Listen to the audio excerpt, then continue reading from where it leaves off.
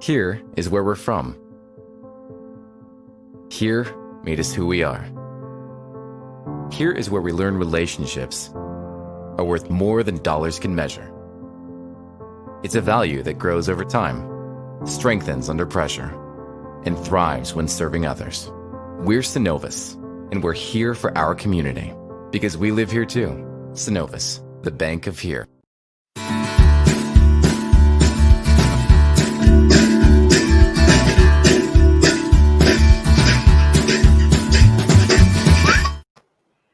Happy Thursday. Good morning, everybody, and welcome to Eggs in Education.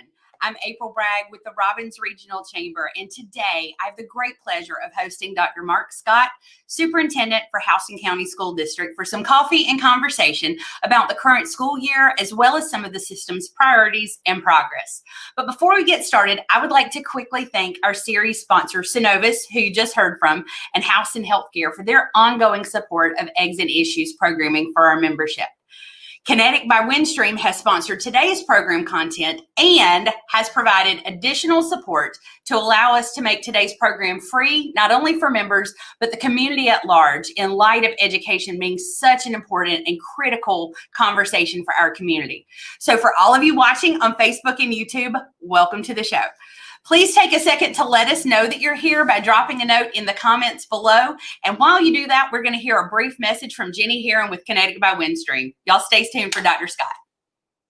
Hi, I'm Jenny Heron with Kinetic Business by Windstream. Thank you for joining us today for the first Robbins Regional Chambers Eggs and Issues Live. We're excited to be the presenting sponsors of today's program and to have you join the discussion about education with Dr. Mark Scott and April Bragg. So grab your cup of coffee and be part of the conversation. Windstream has invested approximately $500 million in our Georgia infrastructure over the past 5 years. Places like the Preserve, the Woodlands, Remington Chase, and many other areas around Houston County can now experience even faster and more reliable broadband service. We're proud to be a part of this growing community and proud of the people that make our services available to you. We're focused on providing local broadband connectivity and entertainment so you can do more of the things you love with the people you love. We continue to invest in our communities that Kinetic by Windstream serves and look forward to the future.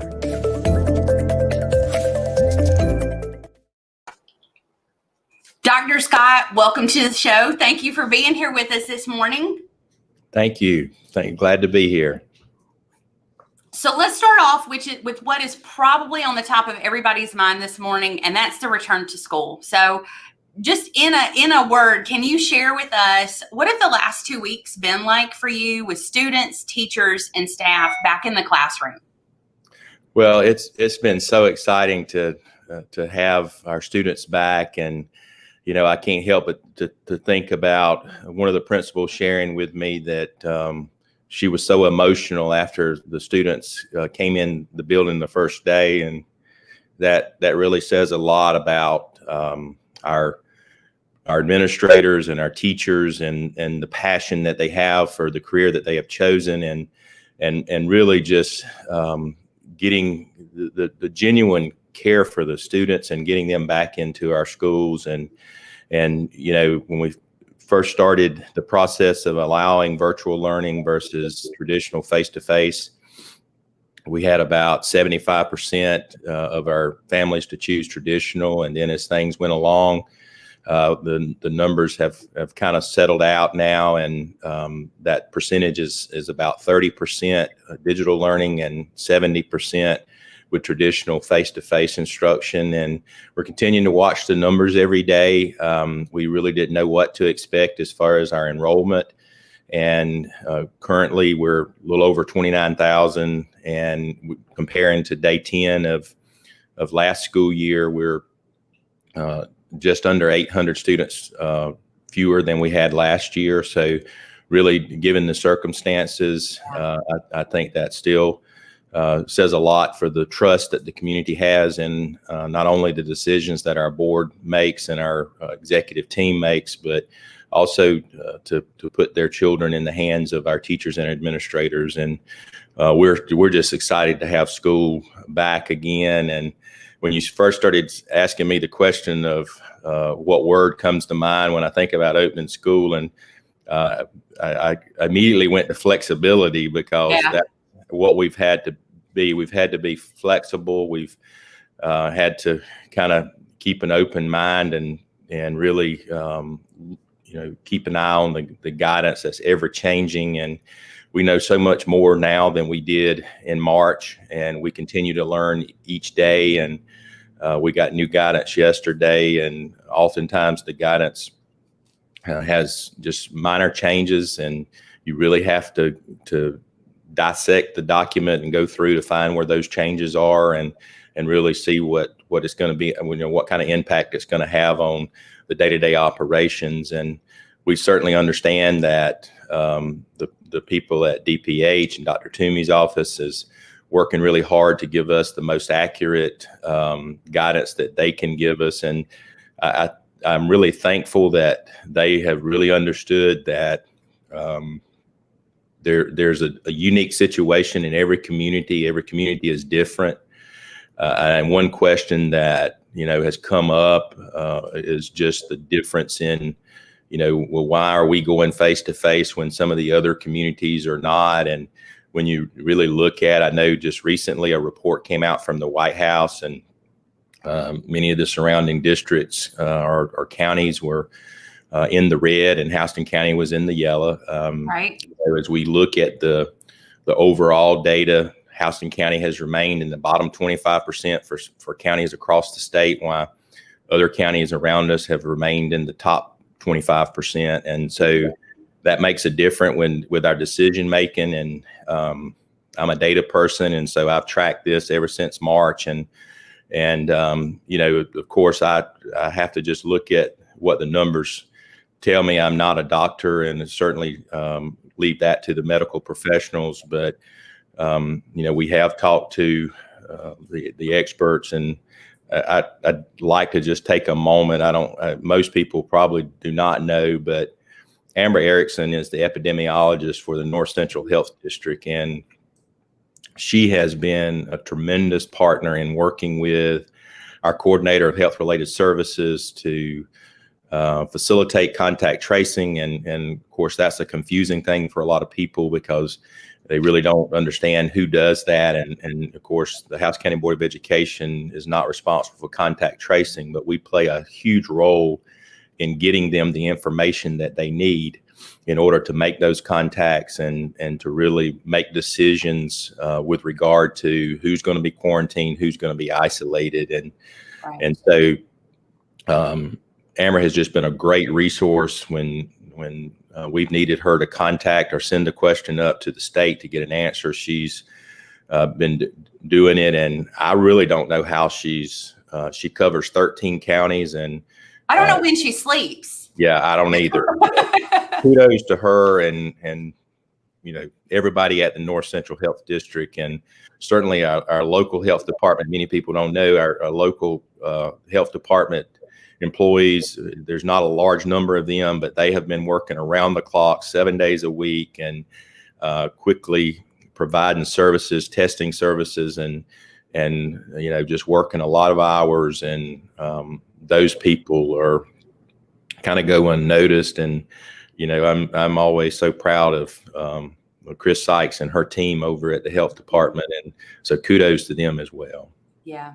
Well, I can tell you, being married to a middle school band director and having two school children in the district, not only were they all, just chomping at the bit to get back into the classroom, to see their friends, but to see how this first 2 weeks has gone. I'm telling you, as a parent, I've been just relieved daily to hear the reports back from the school or from my kids coming home from school about how their day went, and just the yeoman's work that the Board of Education and the entire team with the school district, the health department, everyone involved has the work that you have done to put together safety protocols and a plan to keep our children and our educators safe. So you mentioned flexibility as your word. And Dr. Scott, I will tell you, as much as people are probably tired of seeing my face on a camera, we learned from the best, and that was you guys. So when all of this started back in March,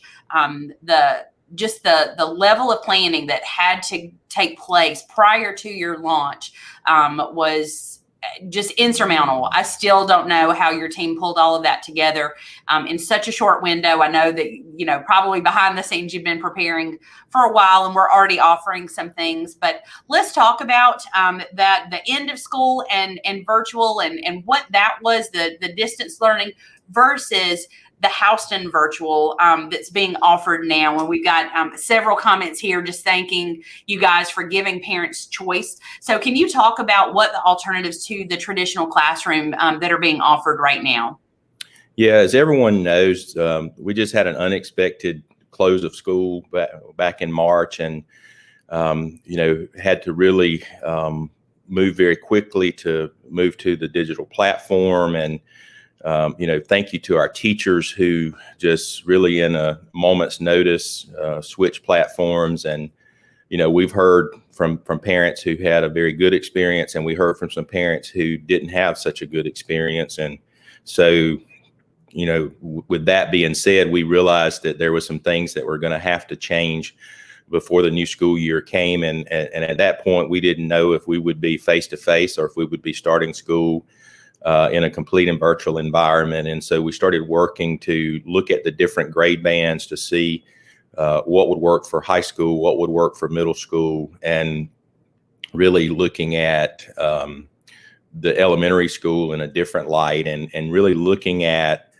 the ways that we could improve upon what we had done previously. And we knew that a focus of our district was literacy, and the worry that went into the younger grades, and really the urgency of making sure that they're able to read on level by the third grade. And if you really think about that as a total package, you'll lose some sleep over it because of just the lost instruction and the things that are difficult to do online. So we had vetted our Houston virtual program. We had done correlations to grades versus standardized tests, and really had found that the curriculum that our team had developed, and a lot of credit for the teaching and learning department for developing that curriculum over several years. And we found that curriculum was very much aligned with the state standards, and that it was aligned with the standardized testing. And we had also implemented MAP assessments where we were able to determine as a formative tool when students were behind and when they were off track to not being on grade level or achieving at grade level.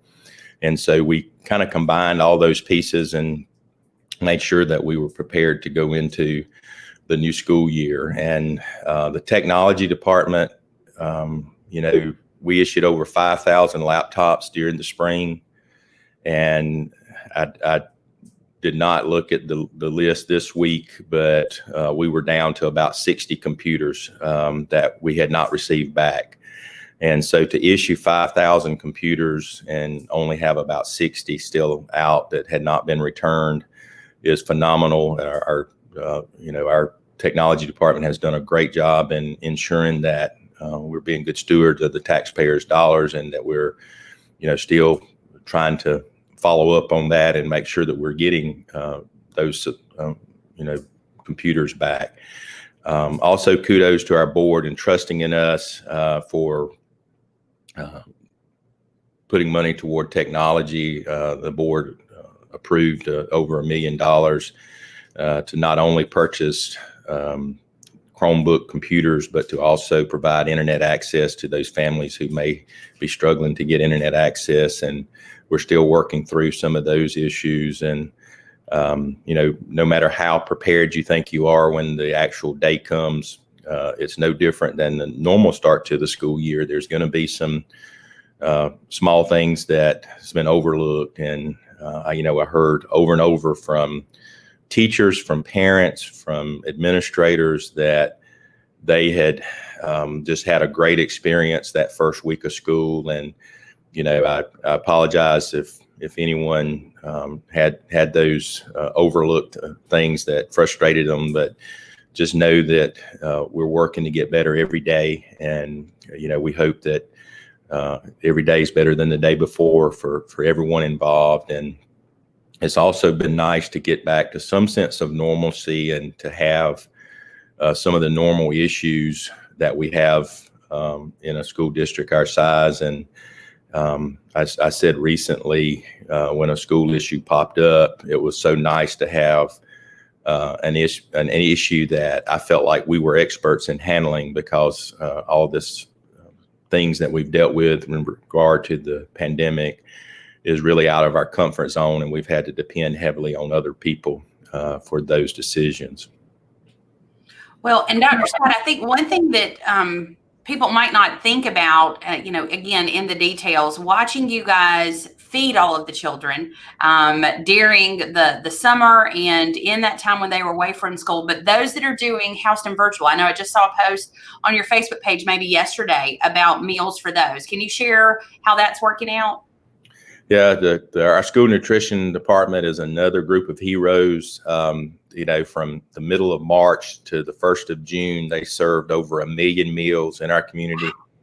That was a pretty awesome task, and they did it safely. At the whole time they were learning about all the safety measures and working with the health department to make sure that they were doing everything they needed to do from a food safety standpoint. And so kudos to them. We've also set up to give a weekly supply of meals through the school nutrition programs, and we're using our middle schools as distribution points, and families can come to pick those meals up. We've also structured our daily virtual learning schedule to allow for that pickup, so that parents and teachers are aware that we're not scheduling activities during that time. So if they need to go pick up the items and take their child with them, they're able to do that. And so awesome. It's been a little bit of a challenge with the way meals are prepped now and having containered items. So the example that I was given from school nutrition was, if we had a box of peaches, we had a box of peaches, and you had this, a lot more quantity than when you have prepackaged items. You end up taking up twice the space or 3 times the space. And so just storing the food and the supplies at the schools has been a challenge. Yeah, I can imagine. Well, one more thing about the opening of school, and then we'll move on to some more of our normal Exit Issues content for education. But, I say often that opening session for Houston County School District is one of my absolute favorite activities every single year. And I know that much like the start of school, that looked very different this year. So if you'll talk a little bit about that, as well as the Teacher of the Year and Employee of the Year that are honored at those events each year. I think y'all have done an amazing job in recognizing them in your own way. So if you could just share with us some of the things that you guys did this year to make that special. Yeah, well, opening session is very special to us, and you don't realize how much you miss something until you're not able to do it or not able to experience that. And so we very much miss the experience of having all of our teachers with all the renewed energy that they have at the beginning of a school year, and really just welcome everyone back, and just the excitement that's in the air. It's amazing. And so we felt like that we wanted to make sure that we had a good experience for our educators, even though we were not going to be face to face. And Beth McLaughlin and her team did an excellent job of preparing. Beth even had our Teacher of the Year that was awarded. They had her come to the film studio over at the Career Academy under the guise that she had made the top 5 and that she was coming to record a video for the top 5. And when she got there, they surprised her. So we were able to genuinely surprise the Teacher of the Year and Crystal Tucker at Northside Elementary School. And then we were also able to have an in-person ceremony just for them. And we were able to social distance. We had that at the annex. And board members were there, and I was able to congratulate them all in person. And then our photographer actually took picture of them individually and then took one of me separately, so that I guess he's going to Photoshop those in so that we would not have to wear a mask. So you will see pictures of all of our Teachers of the Year with me, and neither one of us are wearing a mask, and it's because the great advantage of technology these days. And so hopefully that will turn out. But we also are always supported by all the businesses in Houston County, and we're so very fortunate to live in a community that supports and loves public education. And so we're always overwhelmed with the gifts that are given to the Teachers of the Year and the recognition. And so we were able to have a drive-through here at the board office where we were able to give those gifts to those people and really celebrate the teachers and employees of the year. And we joked with some of one of the guys that was the representative for the maintenance department. He was in his suit and he looked so professional, and we were joking with him that he cleaned up really well. And so it was a good day, a good event. And we also felt like we had been working with some community leaders, Pat Brasky and Dave Sear, to bring Kevin Elko to our opening session. And we were so disappointed in the fact that we did that, that we were able to get him there with us. April, I have lights that go off automatically, and so I'm gonna cut that light back on. Okay, all good. Well, and I just wanted to share, so all of the information about the plan for reopening and other information is on the Houston County Board of Education website. It is a fantastic resource for parents, community members, and others who are interested in what the school board is doing. And if changes are made, that is the go-to location for that. So make sure that you flag that page. And before we move into some of our more traditional eggs and issues topics that are always of interest for our business audience, I want to remind everybody watching that you can submit questions in the comments on Facebook or YouTube, wherever you're watching, and we'll have some time a little later in the show for those. And while you're doing that, we're going to take a quick message from our series presenting co-sponsor, Houston Healthcare. We'll be right back.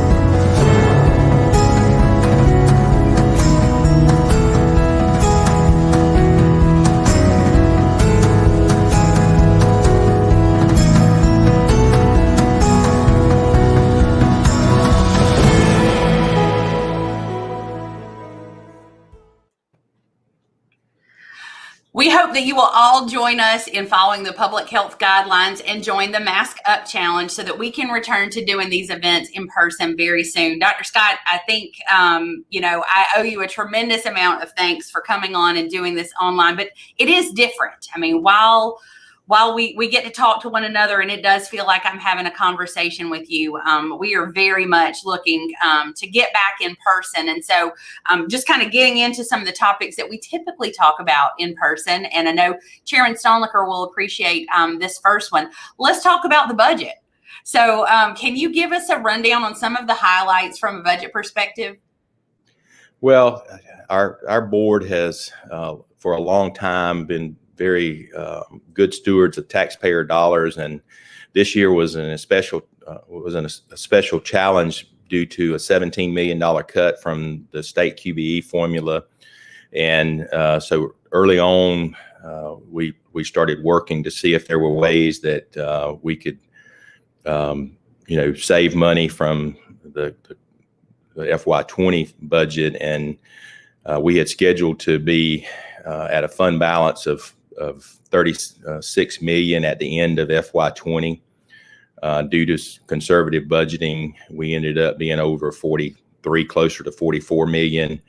And so we were able to absorb a great deal of the cuts that we saw from the state.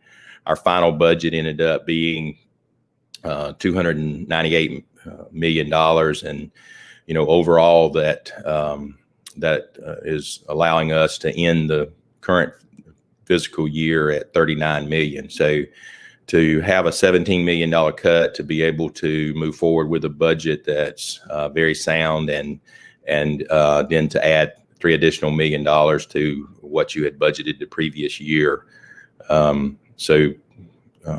I just say thank you to all our departments that we asked to stop spending. We kind of put a hold on hiring during the spring and really didn't start back hiring the non-teaching staff until well into July. And so those savings certainly benefited us as far as the overall budget went. And, I'm very proud of the fact that once we got to the point of finalizing our budget, we were able to give our employees a cost of living raise. And that's been something that, over the last 8 to 10 years, our employees have not gotten many cost of living raises. And we felt like that it was important for us not to continue to get further behind on those kinds of things to be competitive in the market.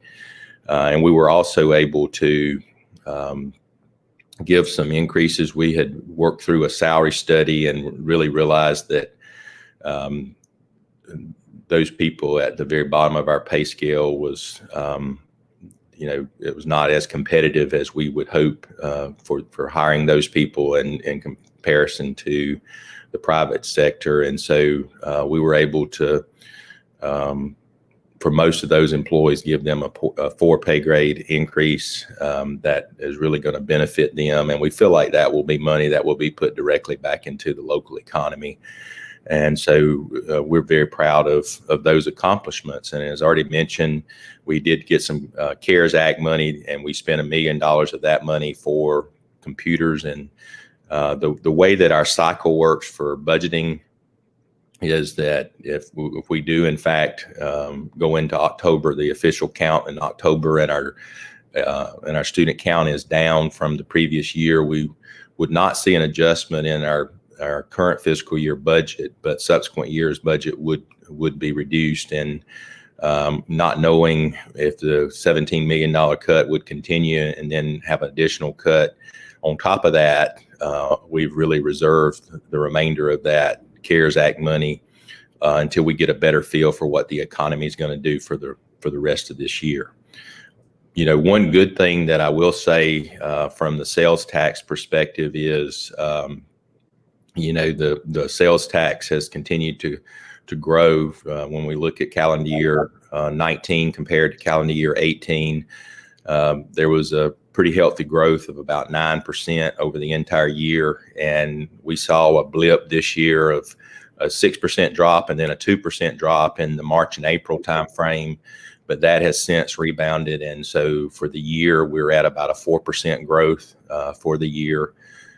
For sales tax, and that means that people are spending money in our businesses. Hopefully, that's what that means. And we've also seen pretty steady growth. If you've looked around town as you're driving, you've probably seen a lot of new car tags where people are buying new vehicles, and the title ad valorem tax that we just received yesterday for this current time period was up significantly. And in fact, it was the highest amount that we had received since the title ad valorem tax was changed about a year ago.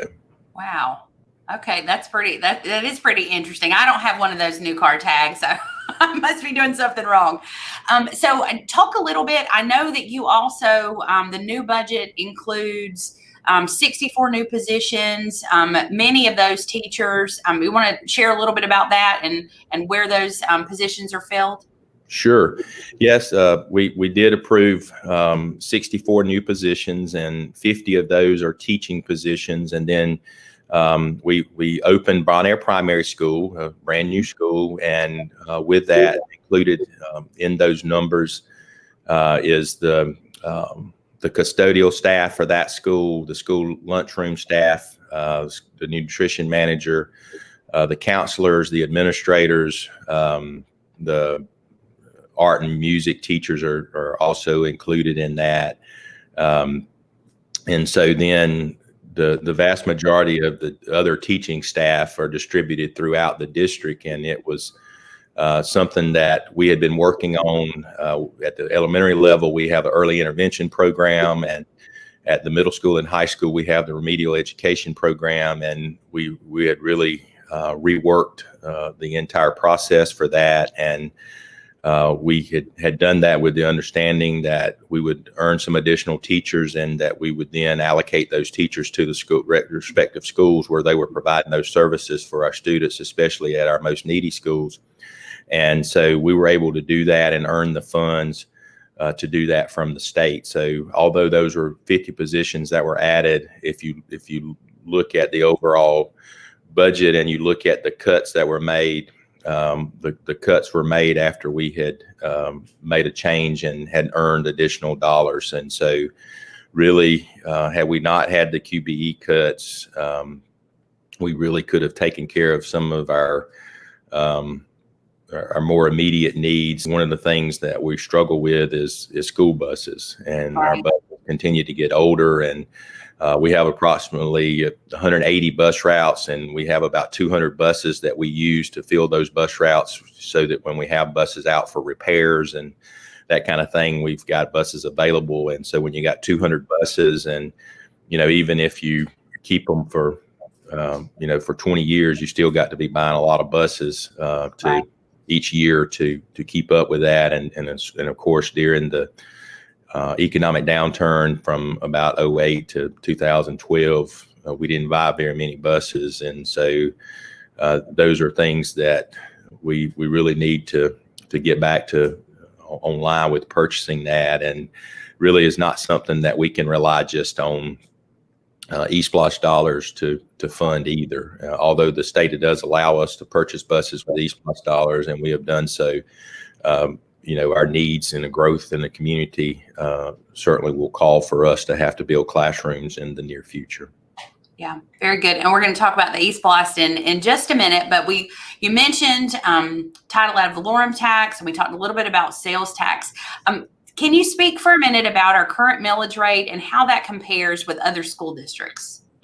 Yes, and I know that we just had 3 hearings for the millage, and municipalities and the school systems as well are required to have hearing and really report that as a tax increase if you do not roll back your millage. So in other words, if you collect $50 million in property taxes the previous year, and then because of reassessments or added properties, you're going to collect more money the subsequent year, you would be required to roll back your millage. And if you do not roll back, you're required to have those hearings. So that's why we had the hearings, but our millage rate has remained the same or gone down for the last 12 years straight. And in fact, 20 of the last 22 years, it has remained the same or gone down. And so we're pretty excited about being able to continue with a low millage rate. When you look at the ranking, our millage rate is 166 out of 180. So there's only 14 districts around the state of Georgia that have a lower millage rate than we do. And much of that is due to the loss tax that we're able to collect here in Houston County, that only 9 other systems are able to do that. And talk about tradition, and I know that we're celebrating our 150th year this year, but there's been a lot of people that came before us, and not only on the education side, but community leaders and legislators, and Sonny Watson and Ted Waddle and Matt Arthur have played a big role in making sure that that the loss tax was passed, and we were able to have that in Houston County. And many people don't realize that because of that tax, you have a millage rollback. So when you get your tax bills in the next month or so, you will see a negative amount on that, and that's just subtracting out that 1 cent sales tax. And so we're excited to be able to do that, and we're also excited that we've been able to provide quality education services to our community and do so and be good stewards of the tax dollars.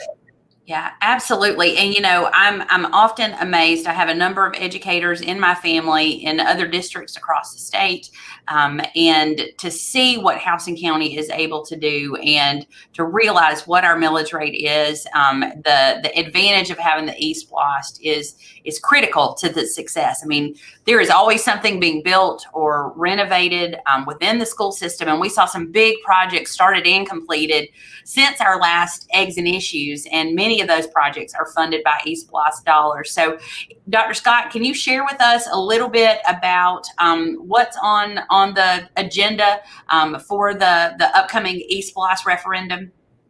Yes, well, we're closing out the current East Blast, and believe it or not, March of 21 will be 5 years since our last referendum. So 5 years has already passed. And we will be looking at our continued growth across the district, and certainly are planning to build a middle school during the next 5-year cycle. And we're also preparing for one, if not two, elementary schools in the next cycle. And so as we go into the next referendum, we're working with our facilities department right now to do a needs assessment across our district, so that we know what school buildings have air conditioning needs, lighting needs, just kind of replacement and remodel kinds of projects, and then also continuing to look to see if there's any parking lot or drive improvements that need to be made. And as we finish up this East Blast, we're working toward completing all the projects on our list. I'm happy to report that that list is getting shorter, and we're able to accomplish all our goals for this East Blast. And we just finished the Bonaire Primary School, and this summer we also completed parking lot and driveway improvements at Matt Arthur Elementary School and Parkwood Elementary School. We've also gone through a series of renovations at our high school theaters, and we're beginning to wrap those up, and are proud of that. And the two big projects left in our current East Blast is a classroom addition at Veterans High School, and also a multipurpose gym at Veterans High School, and then a competition gym at Houston County High. And with the completion of those projects, then all 5 of our high schools will have both the competition gym and then more of a practice facility that can be used for other sports like cheerleading, volleyball, and wrestling, and other sports that are always competing at the high school for space. And many of our high schools have to use commons areas of the schools, our lunchrooms and areas like that, for some of these activities. And it'll be great to finally have adequate facilities for all of those different teams to practice and participate. And so as we finish up this East Blast, again, the big addition at Veterans High School is something that we planned when we built Veterans High School, and we realized that that area is the fastest growing area that we have. And of course, we just built Bonaire Primary School in that attendance zone, and more than likely the new middle school will be in that attendance zone as well. And so just preparing for the future for growth, and really making sure that we're prepared as we go forward. With the 2022 referendum, we will start putting that information out in the next several months as we kind of solidify a list and talk to our board. And it would be our hope that at our October board retreat that we actually discuss, kind of what priorities we need, and really get a direction from the board, and then hopefully in the November, December timeframe, be sharing those with the community, with our schools, and with our different civic organizations, and look to get our community committee back up and running, and share with our community what we plan to do, and ask for their support for the 2022 East Blast. Absolutely. Well, and we welcome the opportunity to host you on Robbins Live or any other platform that we can, in order to share that message. I know it's hard to believe that was 5 years ago, because I feel like I was had just gotten here when that happened. And I know Jimmy Autry has historically been instrumental in those, and now Rick Franklin and others leading that effort. But when you see the work that is done, and some of it, extremely noticeable to those even that don't have kids in schools, like the gyms and stadiums and schools being built. But then those of us, I remember how excited I was about the Quail Run parking lot when my kids were in school there, and that expansion and all of that, and just needed infrastructure for our community that is amazing to be able to have paid for by that penny sales tax that not only property owners are paying, but everybody who comes and does business here. Because, I mean, even as our name says, we are a region, and all of these smaller counties come to Houston County for their shopping and for cars and other things. And so I think it's just a great vehicle, and you will continue to have our support on that as that effort moves forward. So you mentioned a little earlier that 2020 marks the 150th anniversary of the founding of the Houston County School District. And I know I've already seen some things on social media and your website about ways that you are honoring that and paying tribute. Can you just share some of the things that you have currently in the works, and maybe some things that are on the horizon to help celebrate this milestone? Yes, and one of the things that we've done, we've kind of taken lead from our friends at Robins Air Force Base in the military, and we've come up with a 150-year celebration coin, and we're excited about that, and to be able to share that with our employees, and also to be able to share that with the community. And I would say that we're very fortunate to have sponsors to pay for things like that, so we're not using any taxpayer dollars to buy those coins, but at the same time, we want to celebrate the excellence in education. And I mentioned earlier how fortunate we are to live in a community that loves and supports public education. And that didn't just start recently. It's been around for a long time. The people in Houston County had valued education since the existence of Houston County.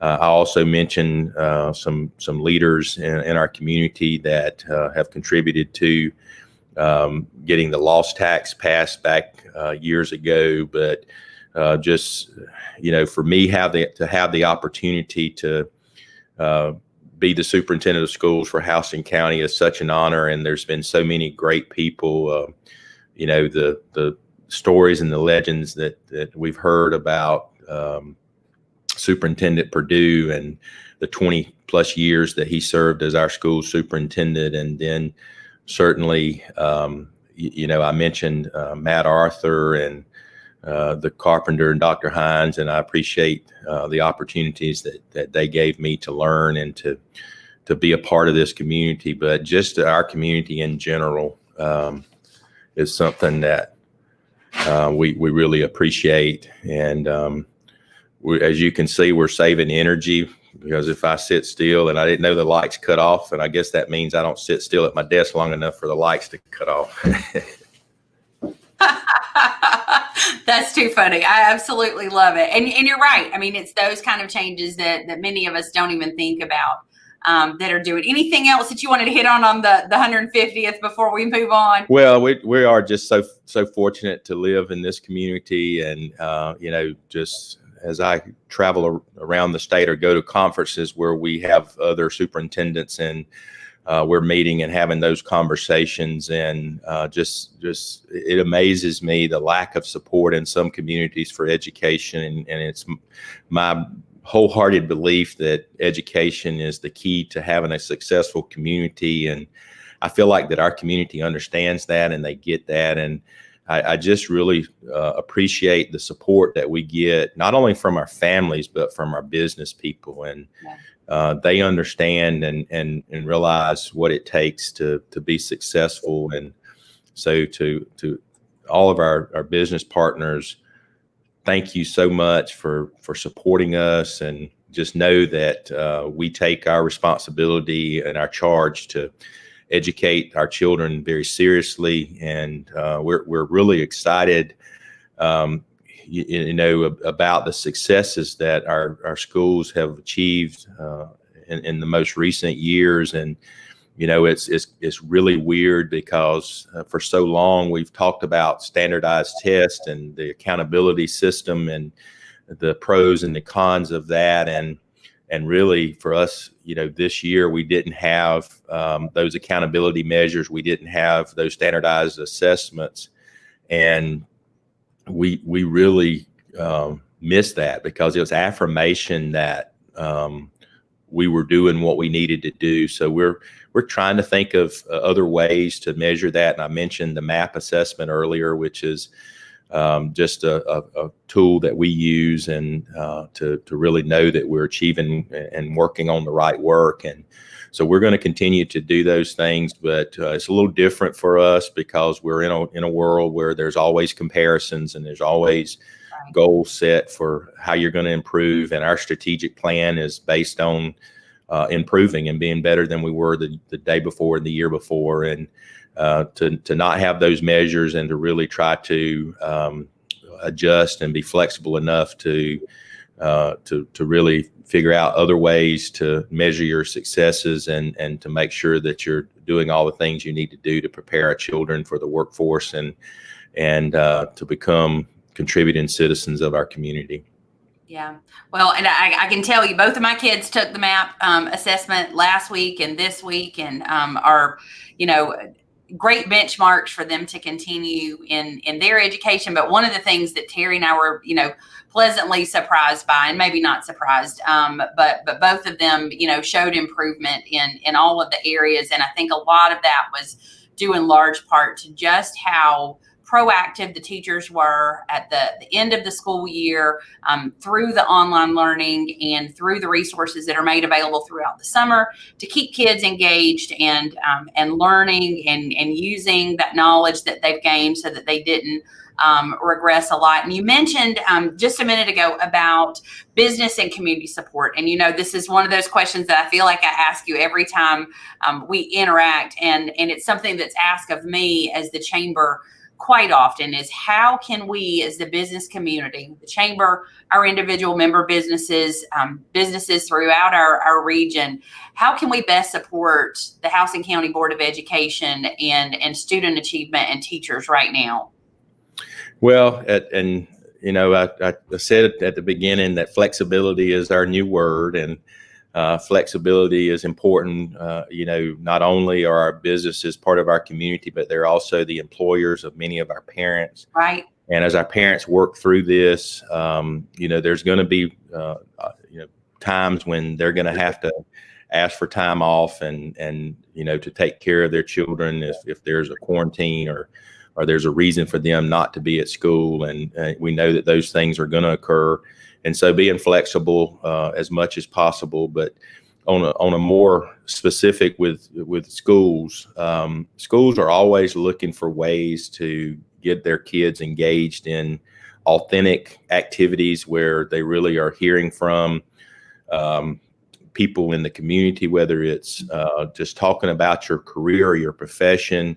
And that's not only important at the middle school and high school level, it's important at the elementary level. And you all know that children, like to say, I want to be a fireman or a doctor or a lawyer or, a policeman and some of those professions. But, there's so many things out there and, just sparking that light in some child to pursue a particular career is something that is always beneficial. And when we start talking about our high schools and our needs assessment as far as workforce development and really looking at our role in providing that workforce, we have advisory committees that advise our CTAE programs, and all of our CTA programs are required to have an advisory committee.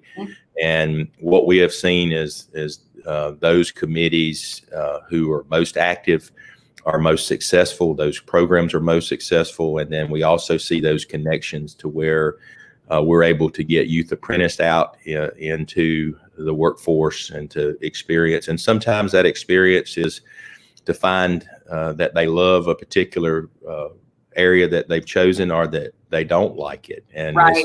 think both are important to know before you go off to college and spend a lot of time and money and figure out that you don't want to be in that career. And so those experiences are great. And we've, we're looking forward to, I just touched base with someone from Robins Air Force Base. I ran into them actually at the grocery store, but the Synergy project is moving along. I think they've awarded that project. And so we're excited about having that space in the middle of the technology environment from Robins Air Force Base. And, it's exciting to think about starting that program up next school year. And so we're constantly reminded of all the things, even during a pandemic, that still has to be taken care of, and the things that we have to do to move forward and be successful. And so I think that's been one of our biggest challenges, is taking care of all the things that we normally have to take care of. And like completing a school, the critical time for completing Bonaire Primary School was from March to the start of school. And we had to do that in the environment that was existing at the time. And so those challenges have kept us up a little bit at night, but just really being understanding and just know that we don't have all the answers, and a little bit of grace here and there would be appreciated. I talk about, if we can remain positive, if we can have compassion and generate hope in our students and really do the right thing, then we're going to be okay. And I believe that. And I think that we have a caring community, and I so appreciate all of the support. And we're going to continue to work hard to make everyone proud of the Houston County School District. Yeah. Well, you mentioned, career presentations or sharing about your profession. Are there any ways that people can do that now by video, or what's your recommendation there? That might be something we're able to help out with. Sure. We are not allowing in-person visitors in the schools right now as one of our protocols. So it would be virtually, but certainly we're learning every day of new tools and new methods to do things. And, some of these opportunities are going to be things that we do in the future, because in some cases we realize, why weren't we doing it virtually already? Right. And so sometimes there has to be a crisis to create change. And so this is creating lots of change, and we think some of the change is very good for us. And so there certainly be opportunities for us to do that virtually. And our teachers are so creative, and they're already doing things and bringing virtual activities into the classroom. And that's one thing that I failed to mention earlier, is that we're pushing toward blended learning, where we're doing more of those activities, even when we're having face-to-face instruction. And that just, it really is more like the real world is now anyway. And then it's also preparing us, should we have to go to 100% virtual at some point in time. So, but David McDermott is our CTA director, and he's, works closely with our Career Academy, and he works with Angie Giesling over at the Development Authority. And, he's been active in a lot of the programs that we're working toward improving. And then Sandy Couillard is our Youth Apprenticeship Coordinator for the district, and she's housed over at the Career Academy. And so she's always excited to work with businesses to get our students into the community, and they can get school credit for those courses if they've completed a pathway and are going toward that career. Then they can go and get additional credit for the CTA program through the Youth Apprenticeship Program. That's awesome. Well, and I'll make an offer too, for any of our businesses, business members watching, if you don't have the technology or tools, I'd be happy to host you on the platform like I'm doing with Dr. Scott here to give you an opportunity to share, and we can share that with the Board of Education, and they can get into the right classrooms and the right programs. And Dr. Scott, we've got a message. I figured it would take up the whole screen here from Zach Collins, just, echoing your remarks about the popular careers of doctors and lawyers and athletes and public servants, but the air conditioning guy was never popular. So anyway, just thanking us for the support and also for the promotion of technical education, because I know you say it often, and we echo that as well about the importance of career training. Sabrina Phelps and her entire team over at the Career Academy and the yeoman's work that they do. And I don't know if everybody knows, and this wasn't really on my list to talk about, but you mentioned Crystal Tucker coming in over there. We had the opportunity to help cut a ribbon on the fantastic production studio over there. I'm trying to even remember when that was, either early this year or the end of last year. It all sort of runs together. But can you talk a little bit about that program? I don't know that people think of that when they think of technical education. Yes, we're excited to have the film studio, and I learned so much through our involvement over at the Career Academy, and so we're looking for opportunities to prepare students to go into the film industry, and as everyone knows, that's a growing industry in the state of Georgia. And before opening the program, I had the opportunity to go up to Morgan County and see their program, and they had a student that had interned with ESPN and had already been offered a position with ESPN, and to do some work during college, and to then have the possibility of a career with ESPN. And so our vision is to have very similar opportunities for our students and to really teach them about the industry. And there's so many different careers that can take off from that, and some of it's from the technical side, some of it's from the reporting side, and so we're excited about the opportunity there, and certainly appreciate Sabrina Phelps allowing us to kind of take over her film studio to film our opening session and to recognize our Teacher of the Year. Very cool. I've got one more question as we approach the 9 o'clock hour. I think, many of us have had more than ample opportunity to focus on the negative, to focus on the things we can't do anymore, and all of that. But what for you as a leader in a time of crisis has really been a significant silver lining for you in all of this? Well, to me, when the first day of school, the opportunity to see the children and how excited they were, mm-hmm. It's hard to express how much we felt like that those kids wanted to be in school. And I was at one of the high schools, and every kid was doing what they were asked to do. Every one of them had a mask on, and I'm not foolish enough to think that we don't have somebody at some point that doesn't have their mask on when they should, because right. Even adults are not doing that all the time. But they are doing everything that we ask them to do in order to be at school. And that tells me that that's where they want to be, and that they're going to do everything they can to be in school. I also believe that having our children in school has given us opportunity to educate them, and that they in turn go home and share that with their parents and their families. And a lot of these children, we found out, had not really had discussions about COVID-19 and really didn't know what they could do to prevent and to mitigate COVID-19. And so we were proud of that opportunity, but having children back in our building is certainly the silver lining. Yeah, I can't agree more. My son turns 12 today, so he's over getting excited about going to school. And when I came home, I teared up as you were saying that, because when I came home from work after the first day of school, he just threw his arms around me and said, "Mama, I didn't realize how much I missed everything. Look at me." Woo. But I think, it really is to see the work that y'all did, and to see how much the kids appreciated it, the teachers. longed to see these kids, whether it's in person or virtually, but just to reconnect and continue to build on those, foundational relationships that they've established with these students.